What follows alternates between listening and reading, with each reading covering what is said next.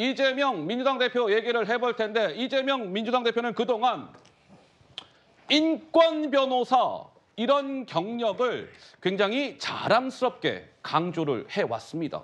들어보시죠. 저 자신이 노동자 출신이기도 하고 노동인권 변호사를 위해서 판검사를 벌이고 현장으로 투입됐던 사람이기도 합니다. 약자와 민주주의를 위해서 판검사가 아닌 인권 변호사의 길을 선택한 것도 형제 간의 갈등을 감수하면서 반칙과 특권, 부정부패를 끊기 위해 애쓴 것도 모두 그 꿈을 이루기 위해서였습니다.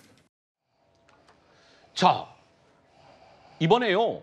검찰이요. 지금 이재명 민주당 대표는 변호사 자격증을 가진 법조인 아니겠습니까? 그런데 정혁진 변호사님, 이 네네. 검찰이 무슨 대한변호사협회에 이재명 민주당 대표의 징계를 요청했다는데 이게 무슨 일이 지금 있는 겁니까? 일단 변호사법을 보면 예. 90조의 징계 종류가 5가지가 있는데 영구 제명이 있고 제명부터 견책까지가 있거든요. 근데 영구 제명 사유에는 해당되지가 않아요. 왜냐하면 예. 변호사 직무 관련해서 2번 이상 금고형을 갖다가 받은 경우에만 이제 영구 징계가 되는 것인데 예. 그런데 제명부터 견책까지 사유에는요. 어떤 것들이 있느냐?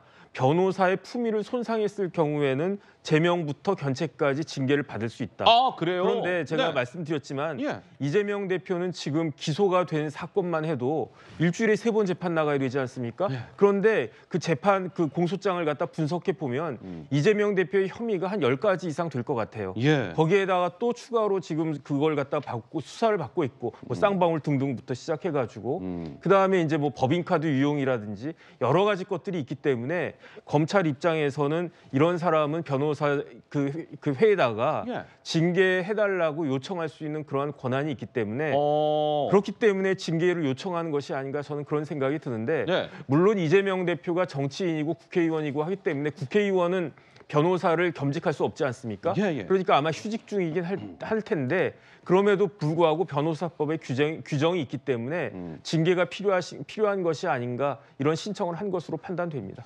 네, 이거는 뭐 그동안 알려지지 않았던 뭔가 이제 새로운 소식인 거죠. 검찰이 대한변호사협회에 이재명 대표는 변호사 자격증을 가진 인물인데 이 품위 손상을 했으니 좀 징계를 해야 될 것 같습니다. 징계를 요청했다. 대한변협에 뭐 이런 뉴스를 전해드렸고요.